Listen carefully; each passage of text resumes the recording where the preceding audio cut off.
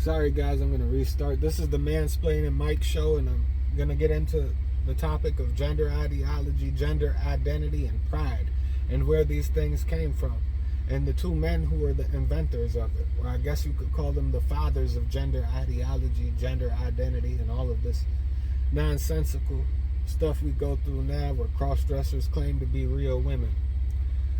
So the first one I'm going to get into is going to be Alfred Charles Kinsey. He was born June 23rd, 1894. And the way I'm going to do this is first get into like the quick wiki details, and then I'll get into further details from the Reisner report on this one and some other reports that I found online about him. So August 25th, 1956 was his birthday. He was an American sexologist, biologist, and professor of entomology and zoology, who in 1947 founded the Institute for Sex Research at Indiana University, now known as the Kinsey Institute for Research, Sex, Gender, and Reproduction. And keep in mind when we're reading this, at the end you'll realize that this guy was a pedophile. So our government and these institutions are bolstering these pedophiles up and putting them on a pedestal, naming buildings after them. That's part of their school. And they give a lot of credit to him. Later on in the story, you'll hear a lot more about how they give so much credit to this guy and they act like he's a genius. But at the end of the day, I would like to argue that he didn't even practice science at all. He just practiced his pedophilia. But anyway, he's known as the Kinsey Institute for Research in Sex, Gender, and Reproduction. He is best known for writing Sexual Behavior in the Human Male and Sexual Behavior in the Human Female.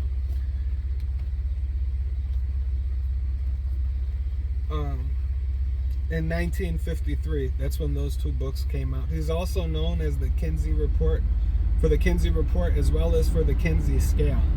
Kinsey's research on human sexuality, foundational to the field of sexology, provoked controversy in the 1940s and the 1950s. And we're going to get into why it happened like that. And it has continued to provoke controversy today, decades after his death. His work has influenced social and cultural values in the United States as well as internationally.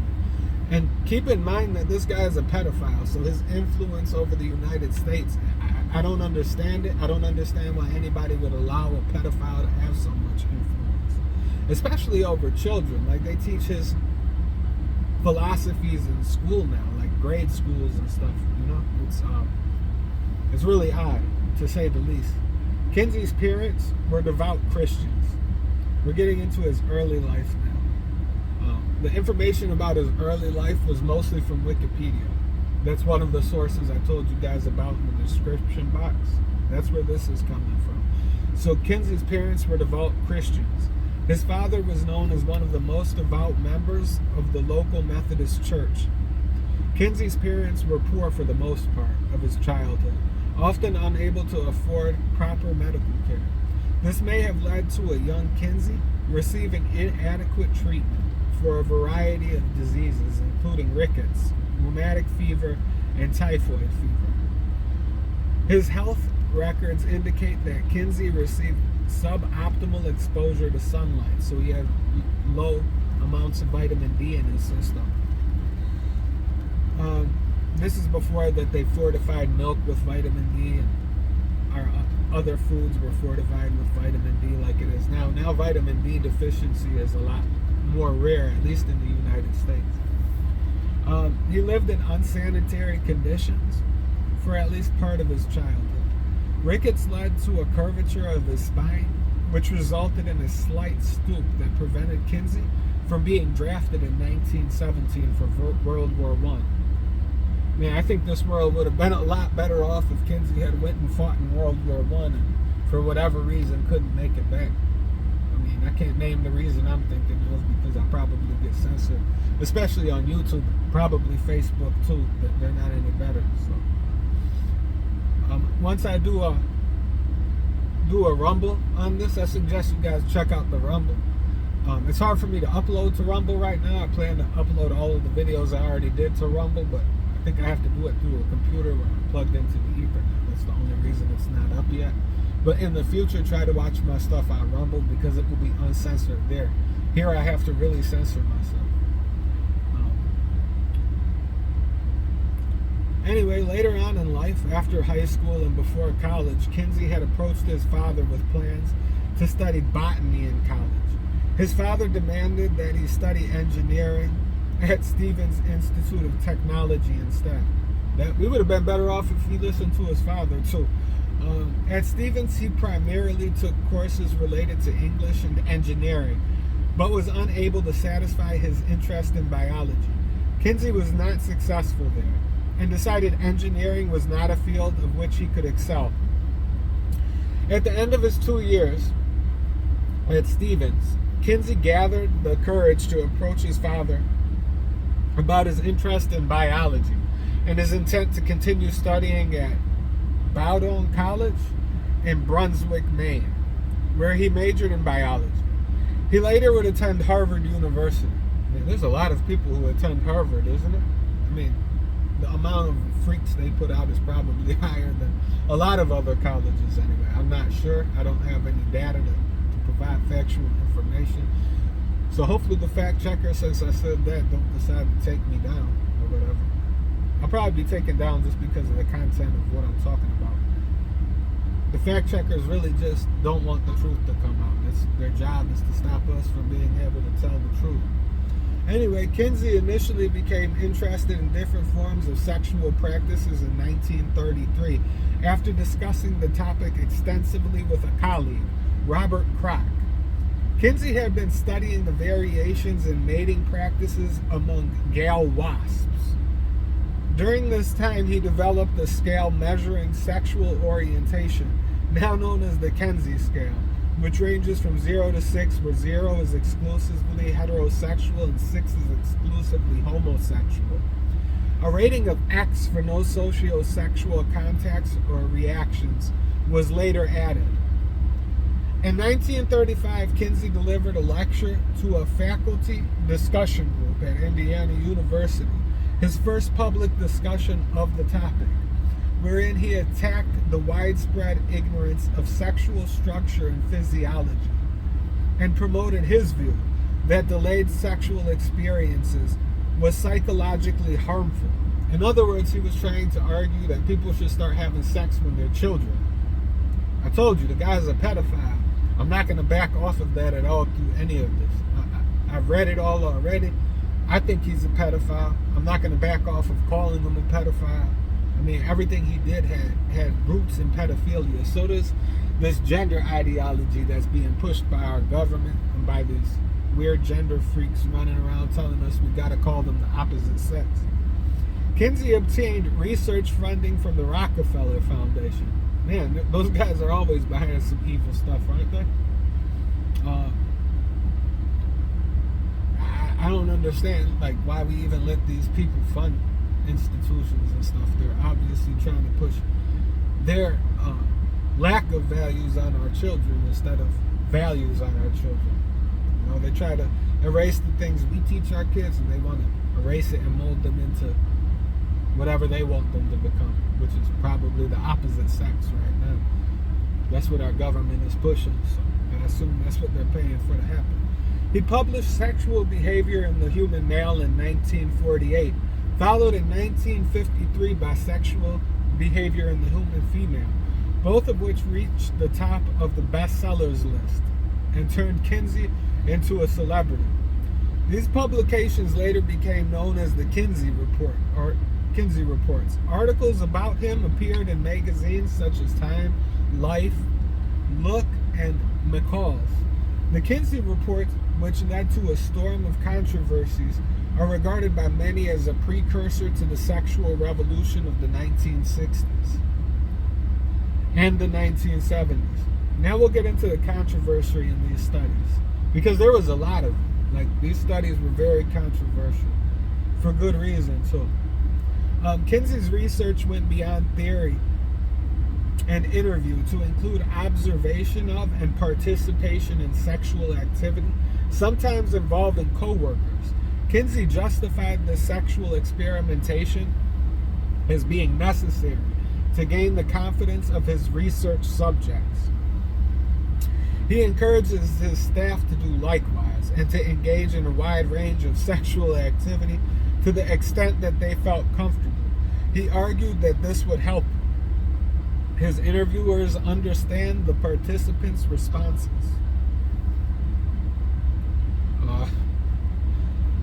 It sounds like he was using his position in the school to force people to do sexual acts in front of him. That's what I gathered from it. I mean, other people might gather something else from it. I'm just stating that's my opinion, so hopefully I don't get fact-checked on that too. Kinsey filmed sexual acts, which included co-workers in the attic of his home, as part of his research. Biographer Jonathan Gathorne Hardy explains that this was done to ensure the film's secrecy, which would have caused a scandal had it become public knowledge what he was doing. James H. Jones, author of Alfred Kinsey, A Public-Private Life, and British Psychiatric Anthony Malcolm Daniels, a.k.a. Theodore Dalrymple, among others, have speculated that Kinsey was driven by his own sexual desires and needs. That's what it sounds like to me. It sounds like he was trying to force his co-workers or his underlings to have sex in front of him in his attic when he recorded it. And that's not the worst thing that he did. This is just like getting into the stuff that he did. It gets way worse as time goes on. Kinsey's work was focused on the biology of sex and lacked psychological and clinical information and analysis. Kinsey collected sexual material from around the world, which brought him to the attention of the U.S. Customs Service when they seized some pornographic films in 1956. He died before this matter was resolved legally. Kinsey wrote about pre-adolescent orgasms. There it goes. This is where the pedophilia starts coming in. So he wrote about these adolescent orgasms using data in tables 30 to 34 of the male volume, which report observations of orgasms in over 300 children aged from 2 months up to 15 years. That's why I say he's a pedophile. There's no other way to describe it. I mean, he's interested in how children ejaculate, especially when they're being raped, as you'll find out later. This information was said to have come from adults' childhood memories or from parents or teacher observations. That's just lies that they used to try to cover up what he was doing. This is probably information that was put out by the Kinsey Institute. Kinsey said he also interviewed 9 men who had sexual experiences with children and who told him about the children's responses and reactions. Little attention was paid to this part of Kinsey's research at the time, but where Kinsey had gained this information began to be questioned. Nearly 40 years later, it was later revealed that Kinsey used data from what they're saying is a single pedophile and presented it. It ended up being more pedophiles and prison interviews with pedophiles who are in prison.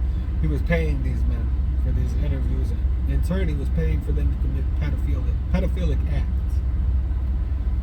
As being from various sources, Kinsey had seen the need for participants' confidentiality and anonymity as necessary to gain honest answers on such taboo subjects. So he was covering up for them as well. He didn't want to report them for being pedophiles. None of their crimes were reported by him. So if there was pedophiles that weren't already in jail, he was going to make sure that they didn't go to jail, at least not for the interview that he conducted.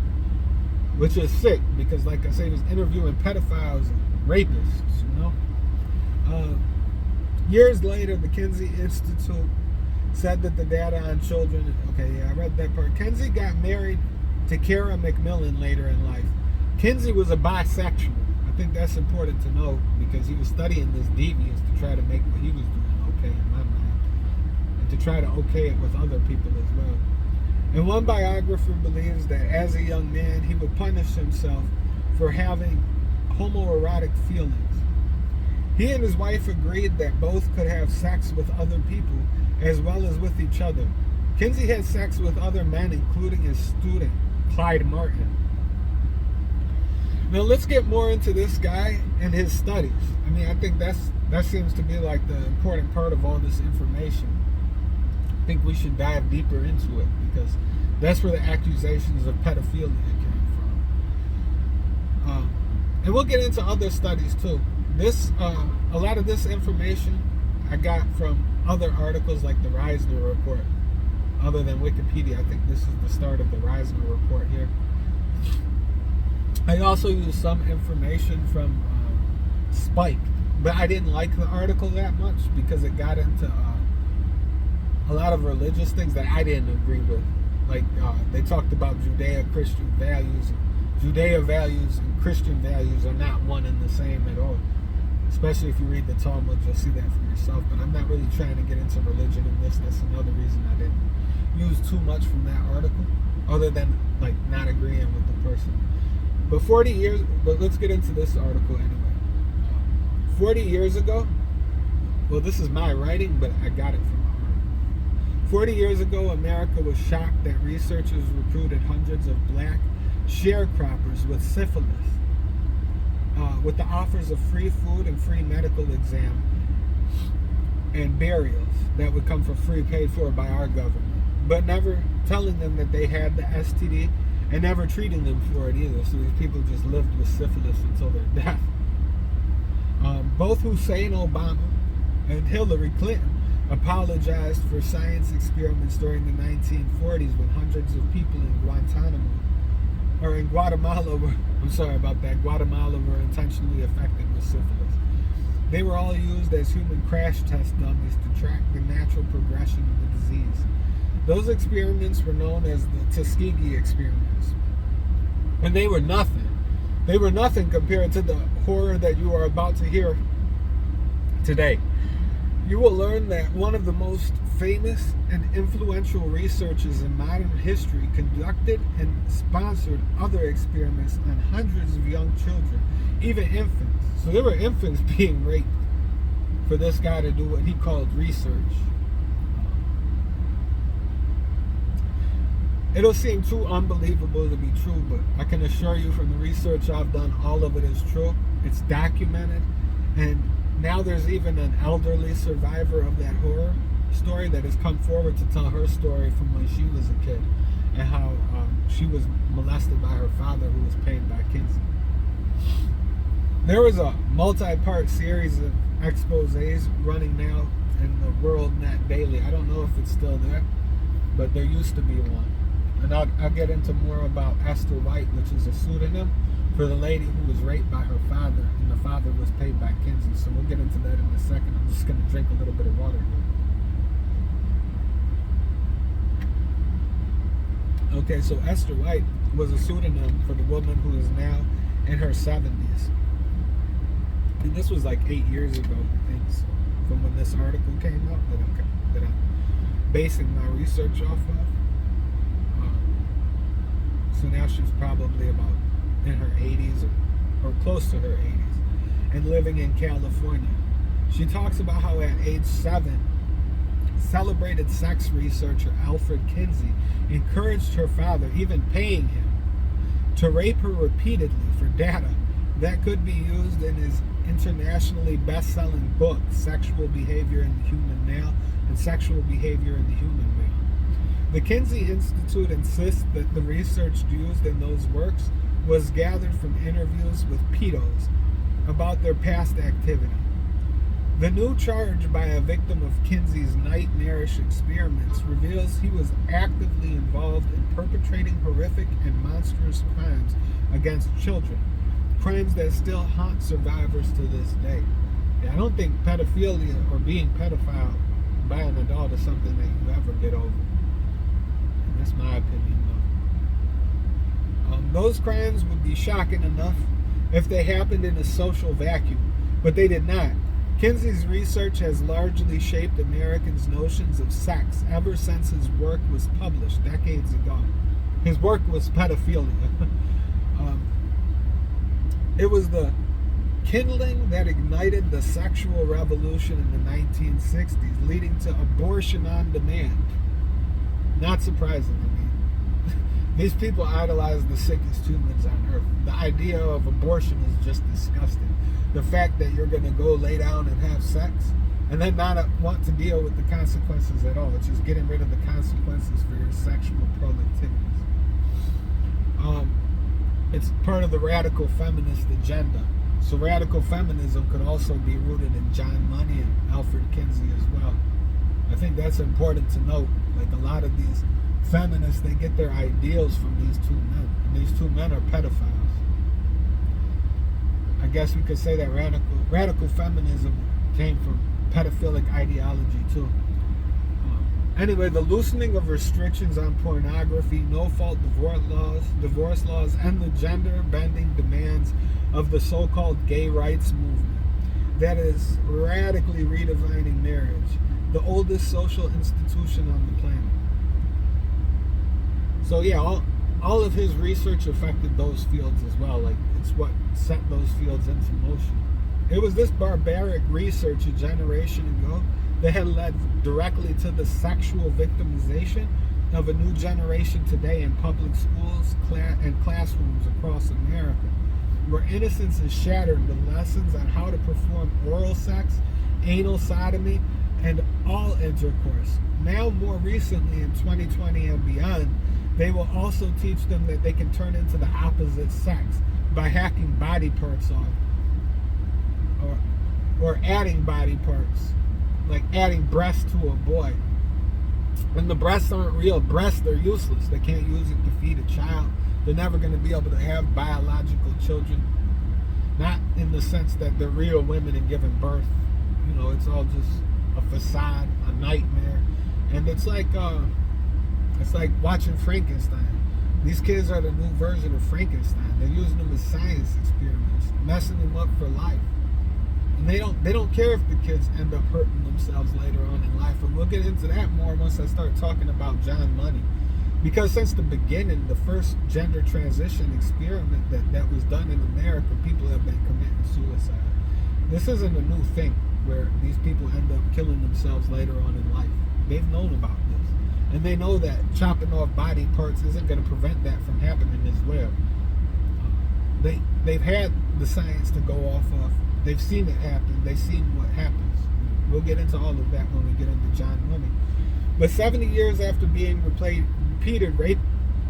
raped repeatedly by her own father at the direction of Kinsey, a victim is speaking out in hope of prompting Congress to investigate the research. No matter how you slice it, Kinsey's crimes were more serious and had more impact on our society than anything that occurred during the shocking Tuskegee experiments. What Kinsey perpetrated was the torture of children, even babies. There also seems to be a huge cover-up of all of his crimes. The following information was obtained from the Reisman Institute. There was tons of lawsuits that were brought against him, and I'll get into each one of those too. But I think it's important to realize that there's a cover-up going on. Our government doesn't want people to know about this. Our government doesn't want this brought to the forefront of topic. You know, they want this topic completely pushed to the side. They don't want you to know about it. They don't want you to hear about it. So please like, comment, and subscribe. Share this with other people, because this isn't something that's going to be taught to you in any type of a school. So let's go into a brief history of the legal actions that were threatened and filed against the Kinsey Institute related to Kinsey's fraudulent research. So there's other lawsuits against Kinsey. This is just for his fraudulent research. And it's going to take up a good amount of time to go through this. So let's start it off. All right. So the first one would be in May 1983. Kinsey co-author Dr. Rodell Pomeroy refuses to debate Dr. Reisman on CNN TV Crossfire. And instead, he threatens to sue Dr. Reisman should she discuss Kinsey's sexual behavior in The Human Male, 1948. That was one of his books that he wrote. We went over it a little bit earlier. And Sexual Behaviors in the Human Female as well, which came out in 1953. On Crossfire, Dr. Reisman described her findings of child sex atrocities conducted for Kinsey's studies, and she is not sued for that, even though there was the threat of being sued. In May 25th, 1983, news columnist Patrick Buchanan reports Dr. Reisman's child sex abuse charges in the press. The Kinsey Institute threatens Buchanan with a libel lawsuit. You hear that a lot. There's libel lawsuits. This word libel, it comes up in all the identity politics we see happening in Israel. But I'll digress from that. This isn't about Israel-Palestine or America's politics in that either. This is strictly about saving the children. So Buchanan responds with Buchanan v. Kinsey, round 2, documenting all of Reimer's charges, or all of Reisman's charges. He is not sued. On June 2nd, 1983, a Kinsey Institute press release defames Dr. Reisman and denies all charges of crimes against children committed under cover of Science and Protection of Indiana University. On February 2nd, 1984, press reports appear nationwide in concert with Playboy and similar materials protesting a U.S. Department of Justice Office of Juvenile Justice and Delinquency Prevention grant to Dr. Reisman to examine child pornography and to revisit the Kinsey research. In 1993, Dr. Reisman finds evidence of the Kinsey Institute's secret role in discrediting the research. Man, this gets deep. The cover-up is serious on this. In February 1984, Dr. Reisman is called before American University's Institutional Review Board. Several times, the board forbids her to study Kinsey's data. So they don't even want her to look into what was going on because she's coming forward and telling the public about it. So this is a huge cover. There's no accountability to the public if these things don't happen and these things didn't go forward. So this is why more people didn't hear about it. Evidence in 1993 finds the Kinsey Institute's secret role in censoring this research. In April of 1984, Dr. Reisman is called to testify for the first of 3 congressional hearings to challenge the Department of Justice award for this research. Evidence in 1993 finds the Kinsey Institute secretly involved in these congressional efforts to stop the investigations. So it sounds like the Congress was bought off around this time. Not surprising. We can see that happening now. Like we had the Twitter report leaks and all of that stuff that let us know that the government was censoring information from the public recently. So this has been going on for a long time, longer than what a lot of us knew about. So it's good that we're finding out about this now. In 1985, Dr. Reisman completes her study, Images of Children, Crime and Violence in Playboy, Penthouse and Hustler, over significant obstacles. The research is successfully used at the U.S. Supreme Court level as well as in lower courts. I'd just like to point out that I think Drew Barrymore, when she was in Playboy, was like 15 or 16. So they knew that child pornography was happening. Our government has known about it for a long time. They cover it up. That's another reason we all need to work hard to protect the children. We really need to save the children from this type of ideology that's being pushed and protected by our government. So in 1990, the Kinsey Institute director, June Reinisch, threatens to sue a radio station should Dr. Reisman be interviewed about her recent 1990 book, Kinsey, Sex and Fraud. The radio station drops Dr. Reisman's planned interview. And this type of behavior continues. It keeps going on. In 1990, Dr. Reisman discovers that the Kinsey Institute is secretly circulating confidential defamatory materials about her worldwide. The cover page of the 80-page document states that there's confidential materials are not to be attributed to the Kinsey Institute. So that goes on now today, doesn't it? I mean, we see that all the time. The government recently did that to Alex Jones.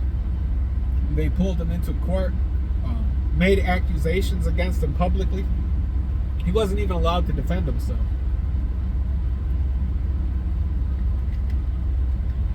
And that was about, the Alex Jones thing was about Sandy Hook and some red flags. I'm not saying what he said was true, but I'm just saying that the government silenced Alex Jones for telling some truths. Maybe not.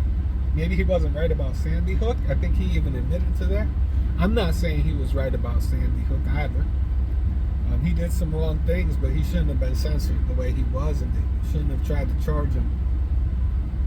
I don't remember how much it was, like $1 billion for telling what he thought to be the truth.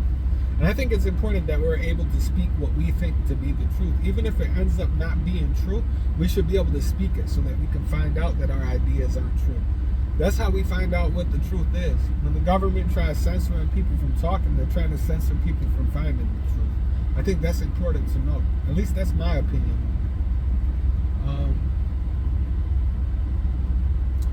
In 1990, a non-profit law firm offers to represent Dr. Reisman pro bono for defamation against the Kinsey Institute and June Reinisch. Although the Department of Justice peers approved Reisman's findings, the past president of the American Statistical Association concluded this is a sound study. The secret Kinsey Institute package, mailed to numerous recipients, injures Dr. Reisman's by falsely claiming that the DOJ research is not peer approved. So they're not saying it's not true. They're saying it wasn't peer approved. But you can't get it peer approved unless if they want it to be peer approved, really. Maybe one day I'll do a show on how you get something peer reviewed. Or maybe I'll do it at the end of this. I'll look it up with you guys while I'm still live, because it's not like this was the best quality video in the beginning anyway. So maybe at the end I'll add that to it, just so we can do the research ourselves, find out what it is, or what is the process for getting something peer approved. Anyway, in December 1990, Dr. Reisman appears and handily exposes Kinsey's child abuse culpability on Phil Donahue. Later, Dr. Reisman discovers that Donahue was threatened with a lawsuit if Reisman appears on air. He is not sued later. In 1991, a lawsuit for defamation is filed by Dr. Reisman against the Kinsey Institute and its then director, June Reinisch.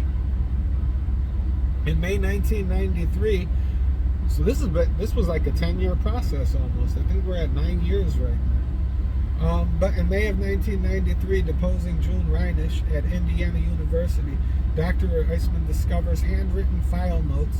One note said, "Sue AM University for sponsoring things she threatens to do." Another note said, had lengthy conversation from AM University Institutional Review Board for your human subjects. Dr. Reisman believes in this lengthy conversation explains why the AU Institutional Review Board censored her legitimate study of Kinsey in her U.S. Justice Department research.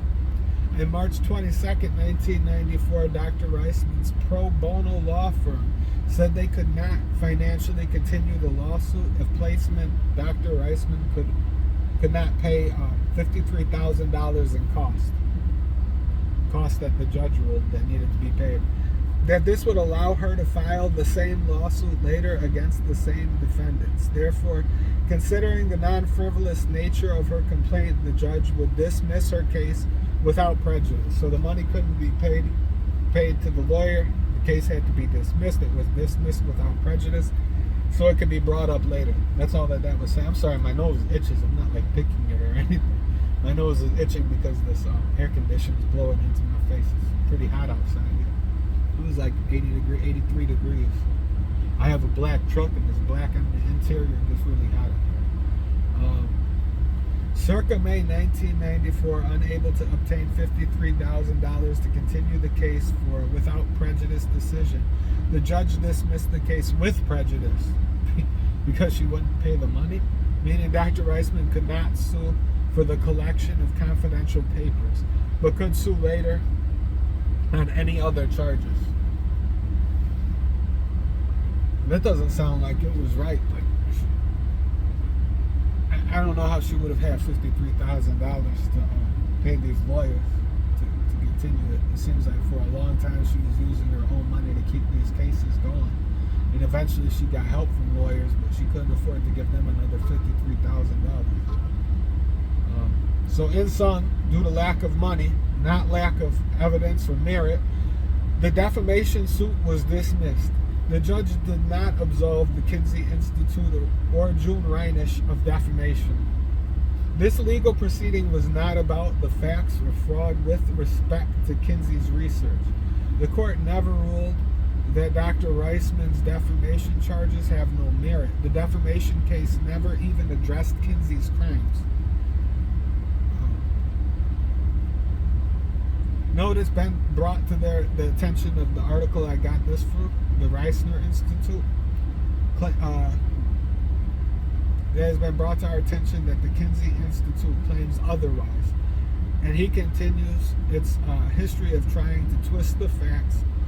Just ask them for a complete copy of the lawsuit briefs, motions, and rulings, should you have any doubt that they were defaming Ms. Reisman. Dr. Judy Reisman has proven that the research conducted by Kinsey and his associates and collaborators was fraudulent, and has invited and continues to invite the Kinsey Institute to debate her publicly. Of course, they're going to refuse that because proof of their pedophilia would come out about her research.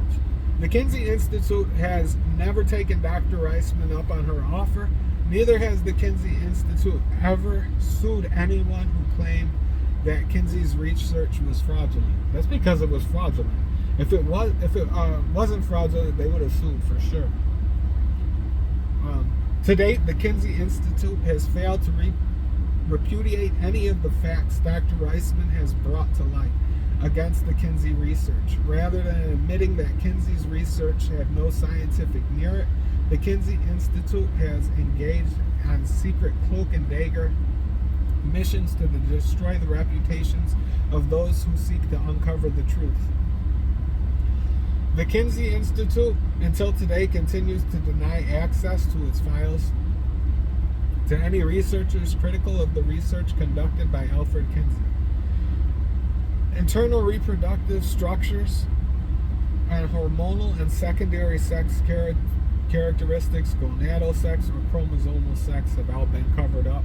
Patients showing various combinations and permutations of the 6 sexual variables may be appraised with respect to a 7th variable, gender role.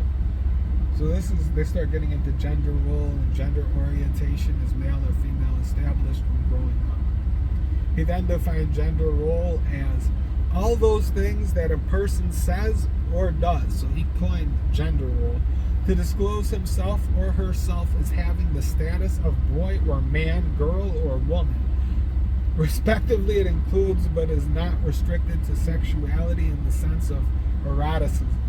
Gender role is appraised in relation to the following general mannerisms, deportments, and demeanor, play preferences, and recreational interests, spontaneous topics of talk, and unprompted conversation and casual comment. Content of dreams, daydreams, and fantasies replies to oblique inquiries and projective tests, evidence of. So they're just trying to use a whole bunch of big words to convince you that gender is a real thing. It's not. It was made up by these freaks who were conducting pedophilia. No wonder they call him one of the founders of gender ideology. That was my words I read. It seems like half of our Congress members idolize the pedophile. It's true. They all talk about the same type of stuff, gender identity, gender role. AOC loves that stuff. So many of our politicians parrot Kinsey's points. And the guy was a pedophile. So our government must have a lot of faith in pedophiles, you know. I'm surprised to hear that our government is quoting them, repeating a lot of the same mantra they used to try to make people think that they can be the opposite sex. All of this was founded in this pedophilia. It's disturbing to think that they idolize this type of stuff.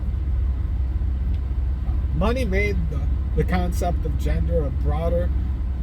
Okay, so now we're getting into John Money. who made the concept of gender a broader, more inclusive concept than one of masculine or feminine. For him, gender included not only one's status as a man or a woman, but was also a matter of personal recognition, social assignment, or legal determination. So John Money continued this disgusting stuff too. I think he actually was the first person to coin the term gender. We'll get into that later. But so yeah, they're just trying to confuse people to tell you that your gender isn't, like gender is something separate from sexuality.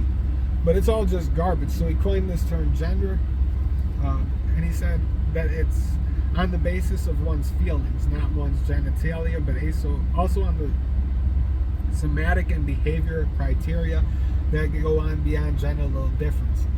In 1972, Money presented his theories in Man and Woman, Boy and Girl, a college-level textbook. The book featured David Reimer as an example of gender reassignment. And it wasn't successful at all. We'll get into that later, but what happened to David Reimer was horrible. And he never identified as a woman, or as a female. Not in his early childhood, like from 11 years old on, maybe before 11. I don't have any data on before 11, but I know after 11 he started saying that he felt like a boy, felt like a man, and that continued on throughout his life. We'll get into that more later on in the story. We're going to get into how David Reiner was used as a test subject. And David Reiner's real name is Bruce Reiner, I believe, and then they decided they were going to call him Brenda Reiner during his forced transition. I don't know how anybody can take these people seriously. They think that they're amazing and smart people. They're really just like pedophiles and trash, like really trash people. But they throw around big words and get people convinced that they're smarter than them, better than them. Just because people learn big words, they act like they know what those words mean, doesn't mean they're actually using them right. And a lot of times it doesn't make them smart. It's just something that they researched so that they could convince you that they're smart, something that they're not. In Money's book, Gay, Straight, and In Between, The Sexuology of Erotic Orientations, Money develops a conception of body-mind. Body-mind is for scientists in developing a science about sexuality to move on from the platitudes of dichotomy between nature versus nurture, innate versus the acquired, biological versus the social, and psychological versus the psychological. All that means is that he's arguing that it's the way that you're raised, not the way that you were born. So it's nurture versus nature. He just used all of those words to try to confuse people into thinking he was talking about something really intelligent, when in reality, everything he was saying was moronic. He was trying to tell you your feelings count more than your biology. And it's not true. Feelings aren't important, and they never were. But, I mean, they're important to you, and they're important maybe to your parents or something, but to the rest of us, your feelings aren't what is going to dictate how we live our lives. Your feelings don't count more than my rights, pretty much. But he says that it's social and psychological versus the physiological, meaning the body parts you were born with. He suggested that all of these capitalize on the ancient, pre-Platonic, pre-biblical conception of body versus the mind, and the physical versus the spiritual. In coining the term body-mind in this sense, Money wishes to move beyond these very ingrained principles of our fork or vernacular psychology. So basically, they're trying to get you to get over the truth. They want you to completely forget about chromosomes. They want you to forget about your makeup, like what you look like, the fact that your bones are wider, longer, and bigger if you're a male than a female. They want you to forget all of those important things and just listen to people's feelings. The Law and Order Special Victims episode Identity 2005 was based on David and Brian Reimer's lives and their treatment by Money. So I'm going to touch on that quickly before I read about it later. David Reiner and Brian Reimer's lives and their treatment by Money was actually horrible. I mean, Bruce Reimer, which they're twins, so there's no older or younger. But Bruce Raymer had a botched circumcision. His brother's circumcision went okay. There was nothing wrong with his brother. But Bruce's had went wrong, so John Money had convinced his parents to, mutilate him, get rid of his mutilated penis, and live his life as a girl. And they went from Bruce to Brenda, is what they called him. So so Bruce turned into Brenda, and then later he changed his name to David and lived his life as a man. And we'll get into how that happened and why that happened, and we'll get into how the circumcision was botched. John Money convinces the parents to raise him as Brenda. And later on, both boys, Brian and his brother Bruce, ended up killing themselves. So now that we got through that portion of the John Money aspect, let's take a look at another. I'm sorry, that wasn't what I was supposed to say. So John Money was well respected by our government and college institutions around America. I think we need to look at what people are calling science. Scientists and professors at these institutions. This is the science that people are supposed to buy into now. It's fake science. It's not science at all. It's all about feelings. It's been founded by and this whole gender ideology, as you see it, was founded by pedophiles.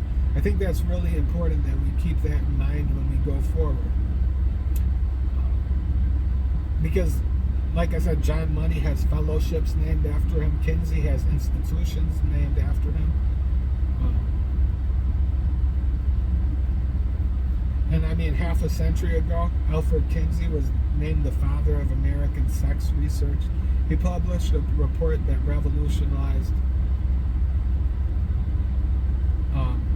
lives and liberating discussions of sex, challenging centuries of beliefs about human appetites and capacities. So what he really did was,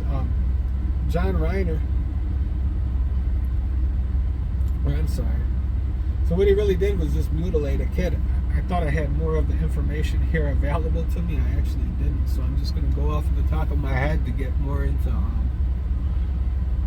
the Reiner twins. So what he did was basically he would make, after the transitional surgery and after convincing the parents that they should transition Bruce into Brenda, they decided that there had to be like forced sexual acts that were portrayed between the brothers, so that Bruce would get more accustomed to his identity as a woman. And the way that Money said they would do that is by like perpetrating sex acts on one another, like staging sex scenes between the two boys. He said that would make Bruce more likely to take to his identity as a female that Money was trying to push on him. So it wasn't that Bruce felt like he was a female, it was that they were trying to push that on him, and they used the mutilation as an excuse to do so. I had way more information about this I thought I had saved. I'll get more into it later, like anything that I miss going off the top of my brain, I'll repeat in a reading later more about it. But I know for sure that they were making them portray these sex acts on one another, and later on in life, Brian would start identifying as a man, even though that it wasn't reported by Money. So Money would cover up the fact that Brian was reporting that he felt like a man, or Brenda was reporting that he felt like a man. He would keep on calling his transition of the kid completely successful, even though it was unsuccessful and that the identity didn't take. And that would be proven later as Brian ended up getting married. He got married to a woman who already had 3 kids. Brian couldn't have biological kids of his own, and as far as I know, he didn't have the equipment to be able to even make that happen. He was mutilated, so those parts weren't there anymore. But anyway, he got married to a woman. He raised her 3 kids as his own, seeing as he wasn't able to have any. And his brother, the Reimer brother, not the one who transitioned, but I think it was Brian. Actually, I keep confusing Bruce and Brian. So the other twin, who didn't get transitioned, he ended up being very depressed in life. Like, he he had got married as well. But he ended up overdosing on antidepressants. Like he just popped so many antidepressants that he died. And later on, Bruce would end up killing himself too. That's the one who became Brenda, and later on David is what he called himself after he married his wife. He went by David, not Brenda or Bruce. That was so 2 years after his brother Brian committed suicide, Bruce ended up committing suicide too. These are the transitions that were considered to be successful. That's what John Money was calling this transitional experience. He called it successful all throughout history. The gender ideologues of today use his research as a reason to why they should be doing transitional surgeries now.